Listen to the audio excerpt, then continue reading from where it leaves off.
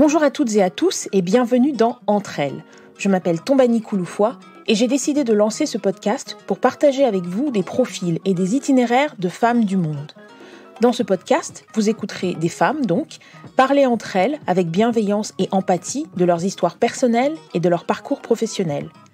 J'espère que ces femmes vous inspireront par leur passion et leur implication dans leurs projets, où qu'elles soient dans le monde. Aujourd'hui, Entre elles reçoit Nathalie Schran-Girma, animatrice de télévision chez France Télévisions, animatrice radio chez Sud Radio et surtout ambassadrice phare du Made in France. Nathalie anime d'ailleurs un podcast intitulé Faire savoir, dans lequel elle part à la rencontre des artisans français. Elle nous parle de son enfance passée à voyager en Afrique francophone au gré des affectations de son père et de son métier. Depuis peu, Nathalie est également entrepreneure puisqu'elle est désormais en charge du développement pour une toute jeune entreprise porteuse d'un produit novateur, le carré de café. Je ne vous en dis pas plus et je vous invite à découvrir cette personnalité solaire et chaleureuse dans un épisode enregistré à distance entre Paris et Londres. Bonjour Nathalie, bienvenue dans Entre elles. Bonjour Tombani, ravie d'être là. Je suis ravie de te recevoir dans ce podcast. Ça faisait un petit moment que je voulais te recevoir, donc je suis vraiment très contente qu'on ait réussi à se caler une date et à enfin pouvoir se parler. Donc tu le sais, Entre elles, c'est une plateforme d'expression et de partage pour les femmes du monde. Et je commence toujours par cette même question. Où es-tu née et où as-tu grandi ? Je suis née à Kigali, au Rwanda. Et j'ai grandi dans différents pays d'Afrique, au Rwanda, en Mauritanie, en Guinée, en Côte d'Ivoire, au Cameroun. On avait un papa qui travaillait pour le ministère des Affaires étrangères, donc on le suivait. En fait, c'est une sorte d'enfance ballottée entre différents pays d'Afrique. Et tous les étés, on rentrait en France pour les vacances. Et justement, cette expérience de vivre dans un pays de façon temporaire pour de nouveau déménager dans un autre quelques années plus tard, qu'est-ce que tu en retiens ? Est-ce que tu y attaches des souvenirs positifs ou au contraire, est-ce que tu trouvais ça plutôt difficile ? Alors, c'est vrai que ça dépend des personnalités des uns et des autres. Moi, j'ai adoré ça. Mais je m'en suis vraiment rendu compte après coup. C'est-à-dire que quand tu es enfant, tu te fais des amis, au bout de 4-5 ans, tu es obligé de changer d'univers, d'école. Bon, c'est toujours un petit peu dur à vivre. Et en même temps, les enfants, on se rend compte que finalement, ils s'adaptent extrêmement vite à leur nouvel environnement. Et avec du recul, je trouve que cette enfance passée à constamment changer d'école, d'environnement, a, je pense, quand même participé à forger mon caractère. Par exemple, d'une manière générale, j'ai le sentiment que j'ai pas beaucoup d'a priori ou d'idées reçues sur les personnes que je rencontre. Et je pense que ça, c'est notamment dû au fait d'avoir dû me recréer à chaque fois un univers, me recréer des contacts avec des personnes complètement différentes. Et surtout, on était dans différents pays d'Afrique avec des paysages complètement différents. Entre la Mauritanie, c'est le désert, le Rwanda, les 1000 collines, on est vraiment dans des climats beaucoup plus tempérés. Ça n'a rien à voir.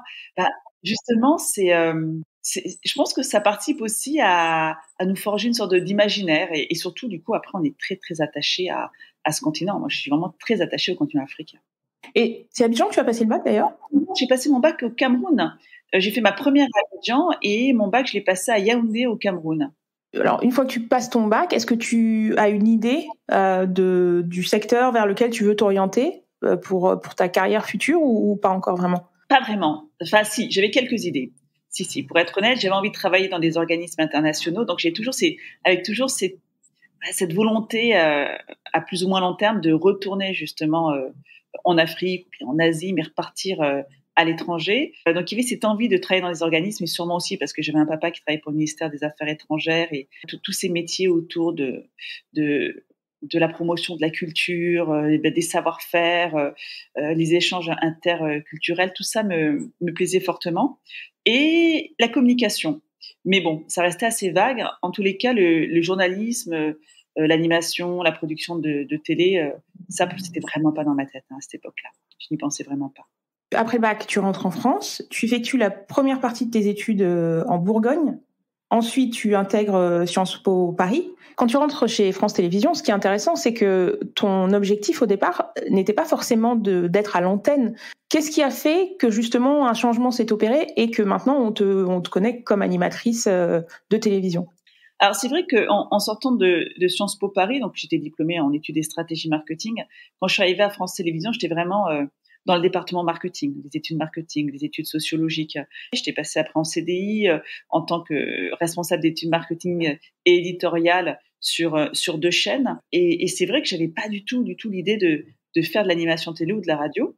Et Je pense que c'est un peu par hasard là encore. C'est une opportunité que j'ai eue et que j'ai saisie. En fait, je travaillais sur une émission qui sillonnait la France et qui mettait en avant justement les richesses des territoires français. Et puis, c'est un peu comme ça que je me suis occupée de cette émission en tant que conseillère de programme. Et, euh, et en rencontrant les producteurs, donc on travaillait ensemble. Je travaillais aussi sur l'évolution de l'émission. Et là, je propose justement une chronique autour du Made in France. Je leur dis voilà que ce serait vachement intéressant de pouvoir mettre ça en avant. Je trouve que ça manquait en France. On valorisait pas assez nos savoir-faire. Et eux m'ont proposé d'animer justement cette chronique. Et du coup, j'ai quitté quand même un poste en CDI pour un statut beaucoup plus précaire. Donc, je ne vous cache pas que j'ai quand même longuement hésité, même si ça me tentait de passer dans l'animation. J'en ai parlé à mes parents, à mon mari, à ma maman. Enfin, j'ai vraiment cette précarité, enfin cette intermittence que je connaissais pas du tout. Hein. Pour moi, j'avais vraiment dans ma tête, voilà, on est salarié d'une grande boîte, on avance dans cette boîte, ce que je commençais à faire d'ailleurs avec France Télévisions. Et puis j'ai eu l'occasion finalement j'y ai vu l'occasion d'expérimenter quelque chose de nouveau, de déclencher de nouvelles opportunités, et je pense que j'ai bien fait aujourd'hui, et je pense que je ne peux plus revenir en arrière d'ailleurs. Mais j'ai réussi à trouver une sorte de mode de fonctionnement, vie privée, vie professionnelle qui me convient parfaitement, et surtout je prends plaisir à aller à la rencontre d'entrepreneurs, de personnalités très diverses, apprendre leur parcours, d'une nature. Je suis une nature curieuse déjà. J'adore poser plein de questions. J'aime bien connaître l'univers euh, dans lequel mes interlocuteurs évoluent. Et je pense que cette curiosité vient aussi de l'enfance, hein, où tu es constamment dans un nouvel environnement, comme je disais tout à l'heure. Donc voilà, c'est peut-être aussi une manière de se rassurer. Du coup, on pose beaucoup de questions, on essaye de peut-être un petit peu analyser l'univers dans lequel on est.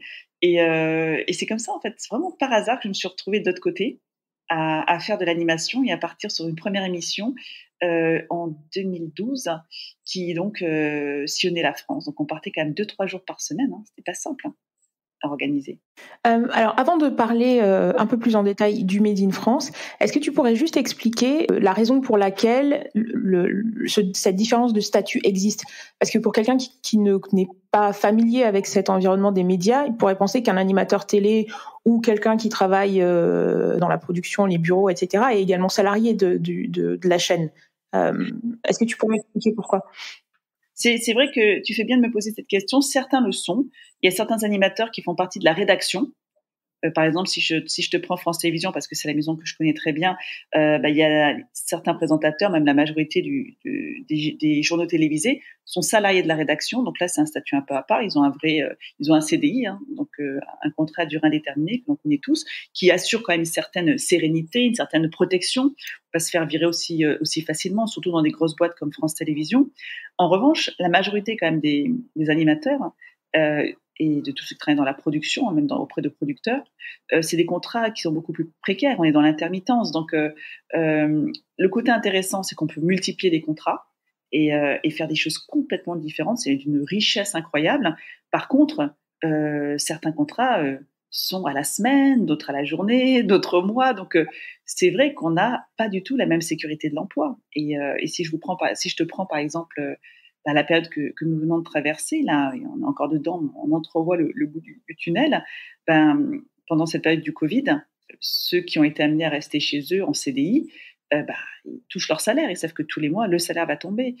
Quand on est intermittent, quand on travaille plus, il n'y a plus rien. Donc c'est plus complexe quand même. C'est autre chose. C'est un peu comme un entrepreneur.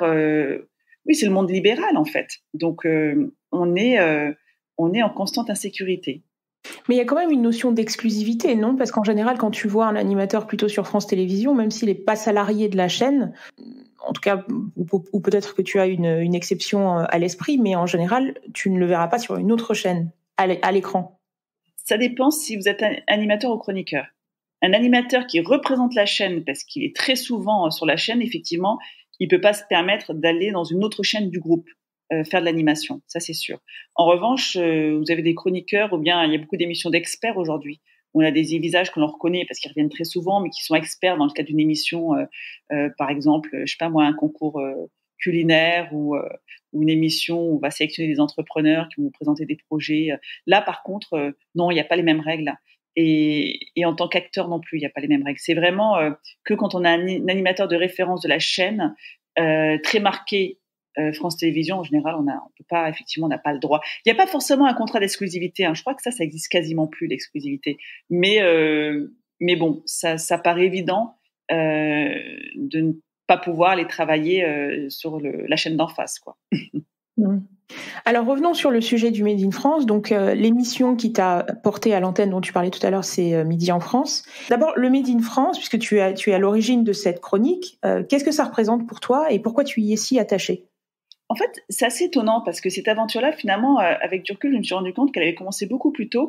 J'avais déjà eu un premier contact avec le Made in France, avec l'artisanat. Mais j'étais jeune. Hein. Je crois que j'avais dû avoir 21 ans, 22 ans. J'étais en Bourgogne, justement. Et je m'étais retrouvée à devoir rédiger un rapport sur les difficultés rencontrées dans l'apprentissage dans ces métiers artisanaux. Donc, pour faire simple, l'artisanat, pendant longtemps, un peu moins maintenant, a été considéré comme une vraie voie de garage. Et on avait des apprentis qui étaient mal orientés parce qu'ils n'étaient absolument pas passionnés par ce qu'ils faisaient, des chefs d'entreprise vachement déçus parce qu'au final, le jeune quitte l'entreprise avant la fin de la formation ou bien travaille mal parce que juste pas motivé. Donc, personne n'était gagnant dans cette histoire. Et on reprochait notamment aux conseillers d'orientation de ne pas permettre à des bons éléments, justement, d'aller vers les métiers de l'apprentissage, contrairement à l'Allemagne où c'est très valorisé. Donc, je me suis retrouvée à faire ce travail d'études. Je trouvais ça passionnant et c'est vraiment par hasard. Et j'ai rencontré des gens que j'ai trouvés attachants, passionnés. Et c'est un peu comme ça, finalement, que j'ai développé mon intérêt pour l'artisanat. Et je m'étais rendu compte aussi qu'on avait perdu beaucoup de savoir-faire, contrairement à l'Italie qui a su mieux les préserver. Et que nous, on subissait un peu cette perte de savoir-faire. Donc voilà, tout ça déjà me trottait un petit peu dans la tête. Mais honnêtement, je l'aurais pas développé davantage si j'avais pas eu cette possibilité de le faire en télévision. C'est pour ça que quand on m'a proposé de faire de la télévision et de choisir un thème, naturellement, j'ai pris celui-ci. Et par ailleurs, j'ai fait aussi un autre constat à l'époque, toujours à cette même époque, non, quelques temps après, pardon. Mon mari, lui, était souvent en Angleterre et je faisais les retours donc entre Londres et Paris. Et j'étais assez étonnée de voir comment dire, le plaisir que les Londoniens, comme les Américains, ont de porter le drapeau sur le torse. Vous voyez ce côté un peu chauvin, quoi, Made in England, Made in America. Et je me dis, c'est quand même dingue parce que nous, en France, finalement, on a laissé ce drapeau bleu, blanc, rouge, on a laissé ce Made in France à l'extrême droite. Et je me dis, voilà, c'est quand même dommage parce que finalement, c'est comme si on n'osait pas l'exploiter parce que ça faisait référence justement à un parti politique. Et donc, quand j'ai proposé cette chronique, j'en suis assez fière parce que ça a été la première chronique en télévision appelée Made in France, hein, même si l'artisanat était déjà traité notamment par le grand animateur de TF1, Jean-Pierre Pernaut. C'est vrai que le Made in France, inscrit tel quel, ça n'existait pas, une chronique comme celle-ci. Maintenant, il y en a d'autres, il y en a plusieurs même. Et quand je l'ai proposé, c'était vraiment avec cette idée de, allez, faut assumer, on est fiers de notre drapeau bleu, blanc, rouge, parce que la France, voilà, c'est tous ses savoir-faire, c'est toutes ses cultures ensemble. Voilà, j'ai envie de valoriser un peu ce vivre ensemble. Et c'est pour ça que je tenais à ce que la chronique s'appelle vraiment Made in France. Et quand on fait le tour de France, comme j'ai pu le faire avec ma première émission sur France 3 qui s'appelait Midi en France, où j'ai pu rencontrer, mais alors aussi bien des artisans, des jeunes entrepreneurs qui vraiment croient en leur pays, se battent pour produire en France, pour justement favoriser les emplois locaux. Quand on voit aussi tous ces artisans dans le domaine de la gastronomie, enfin, dans tous les secteurs qui font la richesse de la France, et qu'on les voit motivés à ce point-là et fiers, justement fiers d'être français, de mettre en valeur les richesses françaises, ça motive, quoi. Et c'est la raison pour laquelle j'ai continué à mettre en avant se fabriquer en France, comme on l'appelle aussi aujourd'hui. Se fait en France, si on veut parler vraiment français. En 2018, tu fondes ta propre société de production, 1001 Born Productions. Exactement. Concrètement, qu'est-ce que ça a changé pour toi de devenir productrice, en plus de ton métier d'animatrice ? Ah, ça change beaucoup de choses. La première, c'est qu'il y a plein d'émissions que j'ai en tête, même des séries documentaires que j'ai envie de tourner, sans forcément me voir les incarner. Donc, ça me permet aussi d'aller aussi sur des sujets qui ne sont pas forcément incarnés par quelqu'un. Ça me permet aussi de concrétiser des idées que j'avais et là, de tout faire de A à Z. Là, par exemple, on a fait un joli portrait pour aider à la relance de la gastronomie en France avec des chefs étoilés. On est notamment allé tourner chez le chef 3 étoiles Guy Savoy. Ça, on a pu le faire avec la boîte de production parce que ça n'avait pas lieu d'être c'est typiquement un projet que j'aurais pas pu faire juste en tant qu'animatrice. On a pu aussi, par exemple, produire une série documentaire sur les routes mythiques de France que, pour le coup, là, j'ai incarné, où on part avec des personnalités bien connues des Français qui nous font découvrir leur France. Donc, on redécouvre la France sous le prisme de ces invités populaires. Et ce programme, on a pu le revendre donc à la chaîne Voyage, à la RTBF. Donc, ça permet vraiment de travailler sur... voilà, il y a presque pas de limite finalement. Donc, si on a une idée, on essaie de l'écrire, on essaie de voir comment est-ce qu'on peut la concrétiser le plus rapidement possible, la vendre. Après, donc, il faut aussi avoir des compétences de commercial, hein, ça aussi, ça s'apprend. C'est pas simple parce que travailler sur des appels d'offres, alors vous êtes content, vous y allez à fond et tout, et puis au final, ça peut être, voilà, c'est négatif la plupart du temps. Donc, il faut pas perdre, voilà, faut garder le moral parce que ça demande quand même beaucoup d'écriture de dossiers, beaucoup d'engagement personnel pour au final parfois être déçu. Mais quand ça se fonctionne, quel bonheur de pouvoir justement se permettre d'aller sur plein de terrains dans lesquels qu'on ne m'aurait pas proposé en tant qu'animatrice. Et surtout, on parlait de l'Afrique. Là, on a développé une jolie série documentaire qu'on souhaiterait proposer, qui serait tournée en Afrique francophone. Pareil, pas forcément avec moi, parce que j'ai des idées d'animateurs qui l'incarneraient beaucoup mieux que moi. Et ça, grâce à la production, on peut y aller. C'est-à-dire qu'on ouvre le champ des possibles. Aujourd'hui, tu es animatrice dans Télématin sur France 2, dans La Quotidienne sur France 5, et tu fais également de la radio, puisque tu es animatrice d'une émission qui s'appelle C'est ça la France sur Sud Radio. Sur ce segment justement du fait en France, du fabriqué en France, du made in France, comme tu dis, tu as également animé des tables rondes, des panels, et notamment en collaboration avec les pouvoirs publics. Est-ce que tu peux nous parler de l'exposition du fabriqué en France, justement ? Ah, avec grand plaisir. C'est une exposition que j'adore. Là, je viens de participer à la 2e édition, là encore avec le jury. On a été réunis dans une pièce avec la ministre Agnès Pannier-Runacher et le ministre Alain Griset. On a pu sélectionner à nouveau donc ces lauréats qui vont pouvoir exposer à l'Élysée. Alors, c'est vraiment une très belle opération. Et c'est assez étonnant de voir tous ces savoir-faire, tous ces entrepreneurs exposés dans le palais de l'Élysée, dans le jardin, à l'intérieur, dans les différentes pièces. Il y a une mise en scène extraordinaire qui est mise en place. Je trouve que c'est vraiment un beau panel de tout ce que peut faire la France. Ce qui est intéressant avec cette exposition à l'Élysée, c'est qu'on a pu constater chez les différents lauréats la fierté d'être exposé à l'Élysée. C'est-à-dire que pourtant c'est pas un label, hein, c'est pas un label d'État comme l'entreprise du patrimoine vivant, c'est pas non plus les meilleurs ouvriers de France, mais c'est l'Élysée. L'Élysée, c'est en plus le jour de la veille de l'ouverture au public, parce que c'est une exposition qui est ouverte au public pendant tout un week-end. Vous avez le vernissage avec le président de la République, la première dame. Donc il y a aussi la possibilité pour tous ces entrepreneurs de rencontrer leur président. Donc c'est vraiment c'est un moment que j'aime particulièrement, et notamment la sélection, qui est très longue, hein, ça dure 6 heures à peu près, 6-7 heures, où on débat tous ensemble. Mais c'est passionnant, parce qu'on est vraiment tous très différents et très complémentaires. Vous avez des députés qui sont présents dans le jury. Moi, en tant qu'animatrice, productrice et journaliste dans le Made in France, vous avez des anciens ministres, des institutions qui sont incontournables, comme la Chambre des métiers de l'artisanat ou la CCI. Donc, il y a vraiment... tout ce mélange-là qui permet justement je pense, de faire une sélection la plus équilibrée possible, et pour montrer là encore l'étendue des savoir-faire français. Alors, venons-en à une partie plus récente de ton actualité. J'ai presque envie de dire que tu étais déjà entrepreneur avec 1001 Bornes Productions, mais tu as récemment démarré une nouvelle aventure dans l'entrepreneuriat avec une entité qui s'appelle Carré de Café. Qu'est-ce qui t'a attiré dans ce projet et qui sont tes partenaires ? J'adore ce nouveau projet. Effectivement, tu as raison de dire, tu parles de la production, tu parles de la télévision, mais je trouve que c'est un peu une suite logique. Parce que finalement, à force de traiter du savoir-faire français, de l'excellence à la française, c'est un peu grâce à ces premières expériences que j'ai croisé la route de François Pralu, qui est l'un des plus grands maîtres chocolatiers de France. Je suis une fan absolue de son travail, et notamment, si un jour vous avez l'occasion d'aller dans une maison Pralu, bon, il y a le carré de café que je vais vous faire découvrir, qu'il faut absolument acheter, mais aussi la barre infernale de François Pralu, voilà, à base de chocolat, de praliné, bref, c'est pour moi l'un des meilleurs chocolatiers de France, et il fait partie de ces rares à avoir sa propre plantation de cacao à Madagascar. Il y a tout un mouvement là qui est né récemment, au début des années 2000 aux États-Unis, qu'on appelle bean to bar. Ce sont tous ceux qui partent de la fève jusqu'à la tablette. Ils font tout chez eux. Et c'est le cas de François Pralu. Donc, j'ai eu l'occasion de le croiser il y a plus de 10 ans déjà, dans le cadre justement de mes tournages.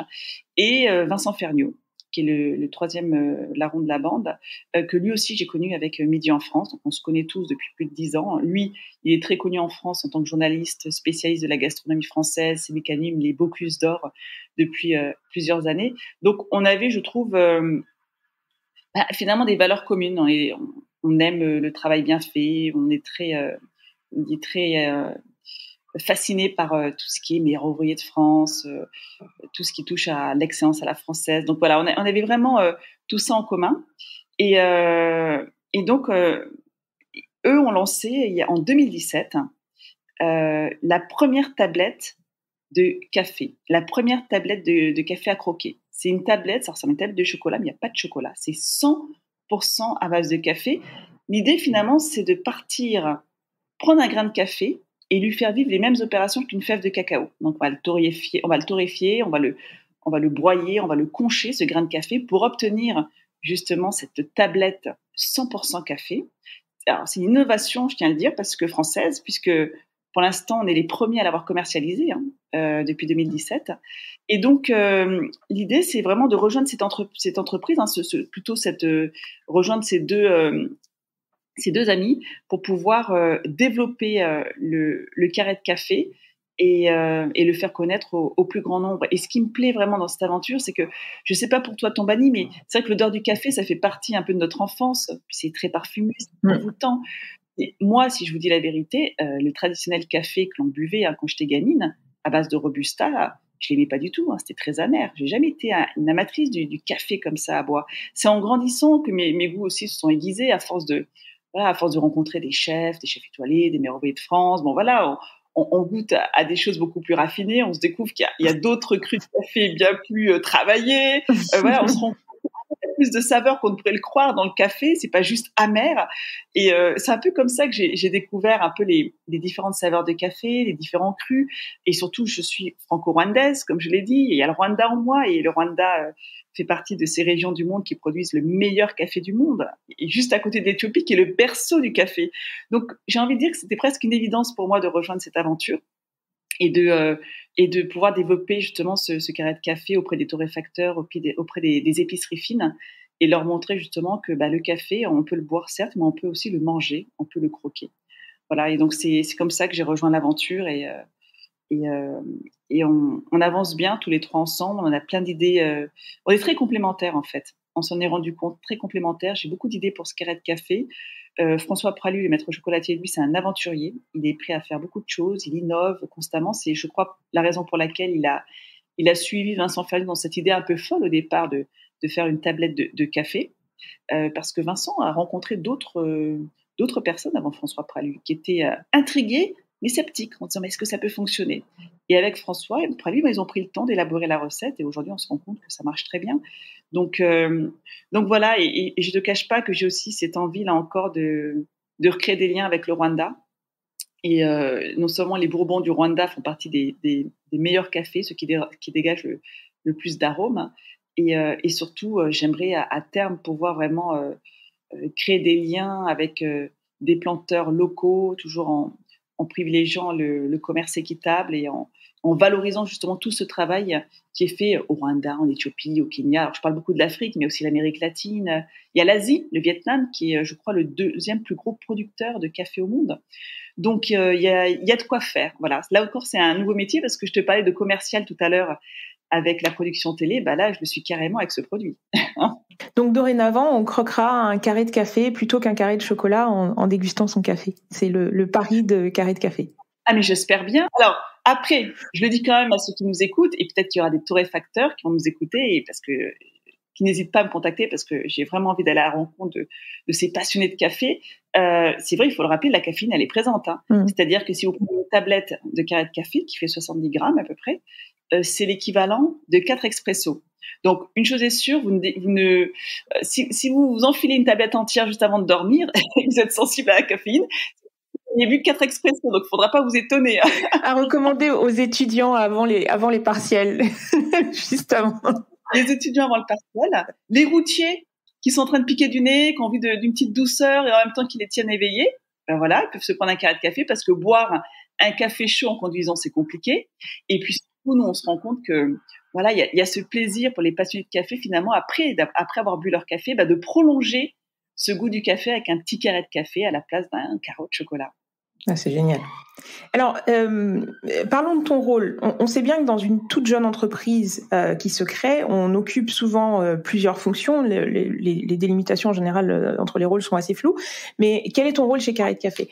Alors, pour faire simple, Vincent Ferniaud, lui, c'est l'inventeur du carré de café. Et donc, lui, il s'occupe vraiment de créer à chaque fois des nouveaux produits avec François Pralu, qui, lui, a réussi à créer ce carré de café en écoutant justement les envies de Vincent. Donc, ensemble, c'est ce binôme qui est vraiment dans la création des produits.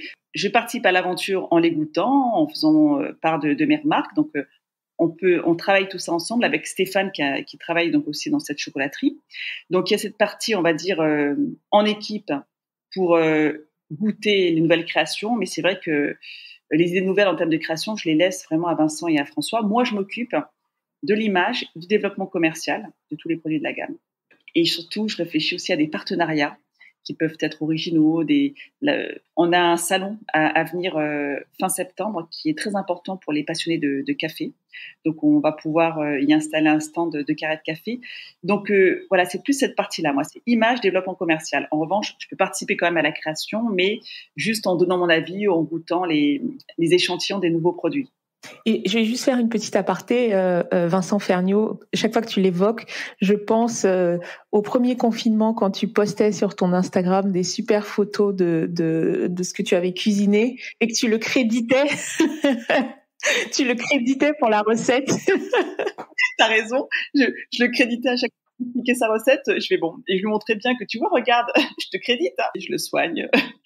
Et puis non, mais en plus ce premier confinement, je pense qu'on a tous, on ne faisait tous que cuisiner finalement. Il y avait tellement que ça à faire que voilà. C'est presque nostalgique. Ouais, bon, le presque a son importance. Oui, j'ai presque à son importance, t'as raison. Alors parlons de vos canaux de distribution. Où peut-on trouver Carré de Café ? Alors aujourd'hui, le carré de café est disponible dans les 18 boutiques de François Pralu. Donc, ça s'appelle la Maison Pralu. Donc, vous en avez 4 à Paris et dans différentes régions de France.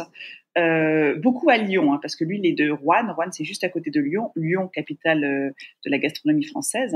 Donc, capitale mondiale de la gastronomie. On dit souvent ça. Bon, on va peut-être changer. Je peux dire Lyon, capitale de la gastronomie en France. Donc, forcément là.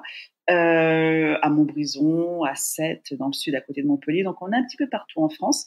Et on est aussi présent aux Galeries Lafayette à Paris, à la Grande Épicerie, le Bon Marché à Paris toujours, et chez des torréfacteurs. On commence à être de plus en plus référencés, Comptoir Richard, Araku Coffee. Donc il y a plusieurs torréfacteurs comme ça qui commencent à nous suivre. Et l'idée, c'est de pouvoir continuer cette collaboration avec d'autres pays européens.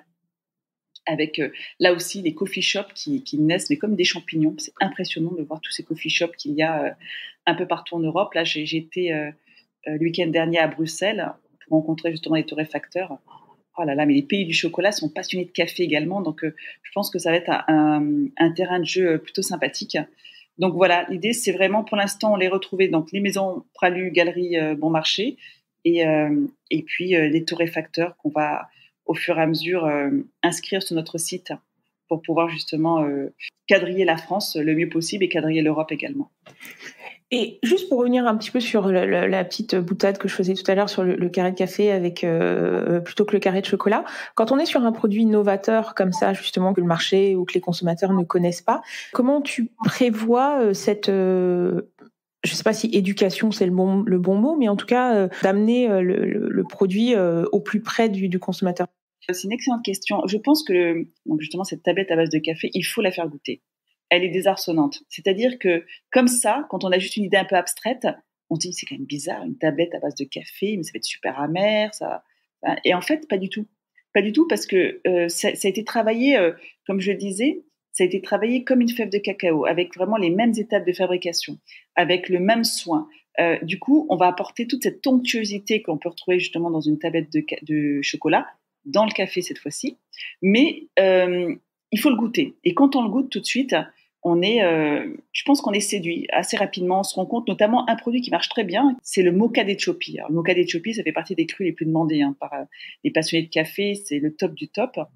Et notre tablette mocha d'Éthiopie fait partie des meilleures ventes dans la maison Pralu, parce que vraiment les passionnés de café vont retrouver ce goût de café qui va être long en bouche et toutes les saveurs que l'on pourrait retrouver dans un mocha qu'on boirait à la tasse. Mais pour éduquer le goût à ça, il faut le goûter, tout simplement. Parce que c'est vrai que je suis d'accord avec toi. Comme ça, quand on a juste une idée de ce que peut être un carré de café sans l'avoir goûté, honnêtement, voilà, ça peut paraître complètement, je vais dire incongru, mais on n'arrive pas à imaginer. On pourrait par exemple croire que, je sais pas moi, qu'on va sentir un côté un peu farineux, ou comme quand on boit des grains de café avant de se faire un café au fil. Pas du tout, parce que tout ça s'y est travaillé avec un vrai savoir-faire. Et là encore, c'est pas pour rien que cette collaboration se fait avec un maître chocolatier qui non seulement maîtrise parfaitement toutes ces étapes de fabrication, mais François Pralu, il s'est aussi fait connaître, lui, dans le monde du chocolat, en créant les premières pyramides de chocolat noir par grand cru. Par exemple, vous aviez grand cru Brésil, grand cru Colombie, Côte d'Ivoire. Donc, il a tout de suite commencé à proposer des espèces de tablettes de chocolat noir par pays. Et donc, l'idée, c'est aussi de faire ça avec le café. Quelle est ta vision pour Carré de Café? Surtout, donc, comme tu le disais, sachant que tu es en charge du développement, où veux-tu amener cette entreprise et comment veux-tu la voir évoluer? Avec Vincent et François, ce qu'on aimerait, c'est de développer une gamme un peu plus complète à base de carré de café. C'est-à-dire qu'on a pour l'instant la tablette au mocha noir donc d'Éthiopie, la tablette noire mocha d'Éthiopie, la tablette au lait pur arabica. On a un tout nouveau produit qui va sortir dans quelques semaines, le café noisette à croquer, dont on est très fiers. Vraiment des petites boules là à manger, à faire délicieuses. Et l'idée, c'est vraiment, je pense, dans un premier temps, d'avoir une gamme assez étoffée de produits surprenants à base de carré de café.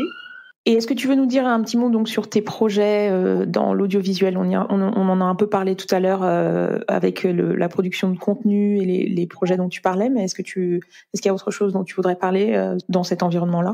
Bon, à côté de carré de café qui demande du temps, ça me plaît beaucoup justement. C'est ça en fait, je trouve de passionnant dans ces métiers un peu libéraux où on s'organise comme on veut. Alors, le côté négatif, et je dois te l'avouer, Tombani, c'est qu'en fait, je me rends compte que tu n'as plus vraiment de coupure. C'est-à-dire que tu travailles tout le temps. Samedi, dimanche ou lundi, en fait, tu ne fais même plus la différence. Moi, je sais que le mercredi, là, c'est off complet parce qu'il y a l'activité des enfants. Mais tu es tout le temps en mouvement, soit pour le travail, soit pour les enfants. Enfin, c'est pour donner un exemple, en avril 2019, là, quand on était parti au Rwanda, on est parti faire un safari avec Camille. Hein. J'étais enceinte de 2 mois de Joachim, mon deuxième garçon. Et donc, avec mon premier garçon, on l'a emmené faire un petit safari. Et là, j'ai eu des coups de fil parce qu'on était on venait juste de gagner de finaliser un contrat pour une série documentaire et on avait lancé la production. On avait quelques petits soucis avec des invités à Calais, puis des problèmes de production. Mais entre deux sorties pendant le safari, j'étais au téléphone en train de régler ça. J'étais au Rwanda, j'ai appris la France. Enfin bon, vraiment n'importe quoi. Mais bon, voilà, ça c'est le côté négatif. Mais le côté positif, je vais te dire, c'est qu'en fait, on n'a pas de plan préétabli. Voilà, donc on suit les opportunités comme elles se présentent. C'est comme ça que j'ai été amenée à faire de la production. C'est comme ça que je me suis retrouvée justement avec Carré de Café à me lancer dans cette aventure. Donc voilà, c'est-à-dire que les nouveaux défis ne font pas peur. Et ça, c'est ce que je trouve extraordinaire dans cette façon de vivre. Et c'est vrai que donc en parallèle de Carré de Café, pour la production de télé, bah oui, on a pas mal de choses. Là, on est sur 2 gros projets. Je peux pas en dire plus pour l'instant parce que je suis assez, superstitieuse. Tant que c'est pas signé, je croise les doigts et j'attends. Mais c'est vrai que c'est deux projets où je suis absolument pas incarnée par moi. D'ailleurs, c'est deux projets qui ne sont pas incarnés du tout, qu'on est en train de développer. Il y a cette série documentaire par rapport à l'Afrique également, et puis aussi un nouveau projet qu'on a reçu, qu'on trouve passionnant, qu'on vient d'écrire, main dans la main avec ceux qui nous l'ont proposé. Et donc là encore, il va falloir que je remette ma casquette de commercial pour aller le vendre aux chaînes. Mais s'il se fait, celui-là aussi, il va être, ça va être vraiment, ça sera quelque chose qu'on n'a jamais fait. C'est vraiment plus être dans l'écriture un peu cinématographique. Donc c'est aussi ça, c'est que ça permet là encore d'aller vers d'autres découvertes et continuer à se densifier. Donc voilà, c'est un peu mes projets en production. Vraiment, j'avance sur les deux. Production, Carré de Café et l'animation à côté, où là encore c'est un peu plus complexe l'animation, c'est-à-dire que je suis donc sur plusieurs émissions. Après il y a des opportunités là encore et on va voir s'il y en a qui se créent, bien évidemment si elles me plaisent je les saisirai, ou je peux aussi m'en créer avec la boîte de production.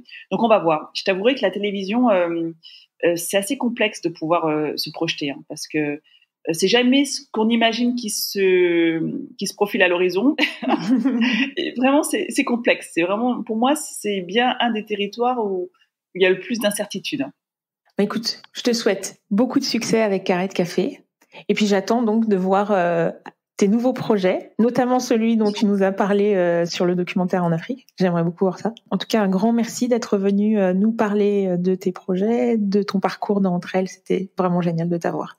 Merci beaucoup, Tombani. Merci à toi de m'avoir donné cette opportunité de me présenter. Je crois que c'est la première interview aussi complète que je fais, tu vois, et la première avec Carré de Café également. Donc voilà, je suis ravie d'avoir pu la faire avec toi. Écoute, je suis fière. Merci à Nathalie Schran-Girma d'avoir partagé avec nous ses souvenirs d'enfance en Afrique, son parcours dans les médias et sa nouvelle aventure entrepreneuriale avec bonne humeur et simplicité. Vous pouvez la retrouver dans les émissions qu'elle anime, sur les réseaux sociaux à Nat Made in France, et je vous invite également à suivre Carré de Café. Merci à vous d'avoir partagé ce moment avec nous. Si vous souhaitez rester informé de l'actualité du podcast, n'hésitez pas à vous inscrire sur la newsletter. N'hésitez pas également à suivre Entre Elles sur les réseaux sociaux, à commenter et à partager avec nous des profils de femmes qui vous inspirent. Enfin, pensez à laisser un avis sur vos plateformes de téléchargement afin de nous soutenir. Je vous donne rendez-vous dans 2 semaines pour un nouvel épisode en anglais et dans 1 mois pour un nouvel épisode en français.